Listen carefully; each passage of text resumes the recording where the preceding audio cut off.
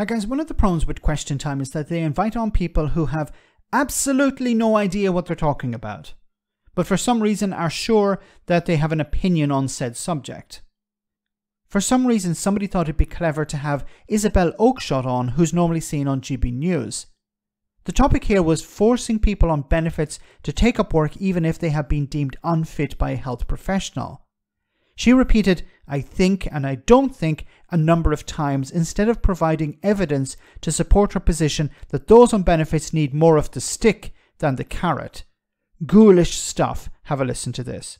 I didn't hear that much of a stick. Maybe I'm just very hard line on this, but what I heard is that people would have 2 years in which they would be fully supported to get a job. And I don't think it's good for people to be out of work. It's not good for their morale. And I think that people on disability benefits and sick pay are an enormous untapped resource. And it is better for them if they can work. Please, let's get them into work. And I don't think it's much of a stick to say if, after 18 months of looking, when there are that many job vacancies, you still refuse to take a job that you can do, and you get another 6 months after that to still muck around, then we're going to take your benefits away. It's not... Muck around! Muck around!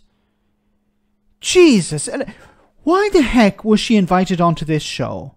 What value does she add? She doesn't know what she's talking about. She has no understanding of the benefit system, or universal credit, or doing a job, it seems, either. Like, she's mentioned 2 things here. First of all, there needs to be a stick to convince people. So people who are disabled at the moment, the government wants to force them into working from home.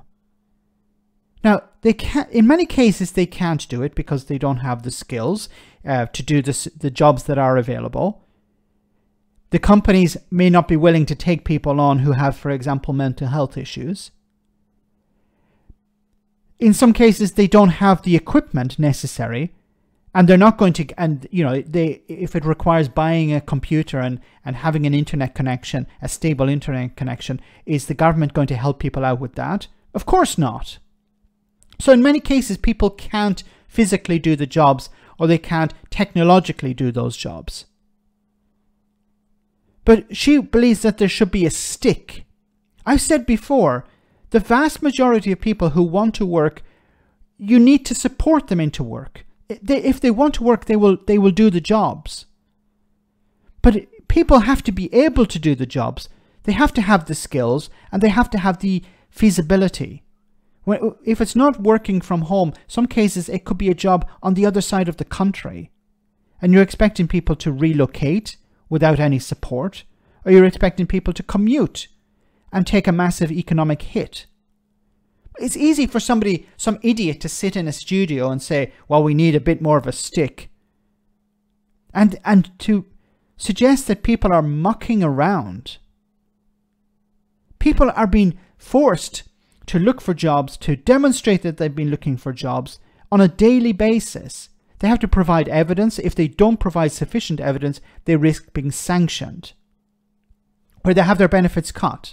So you have people who are actively looking for a job, trying to find something that matches their skills, trying to upskill.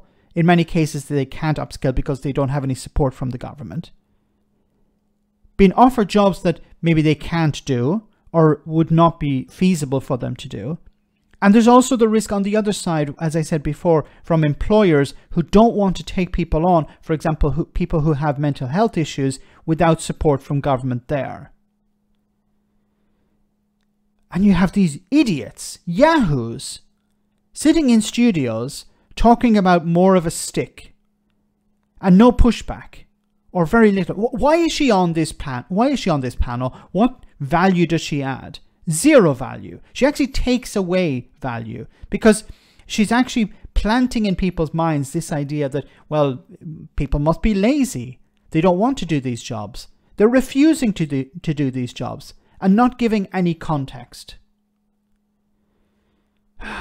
It just gets worse and worse. Let me know in the comment section, guys, what you think. As always, your comments are greatly appreciated. Thanks a lot.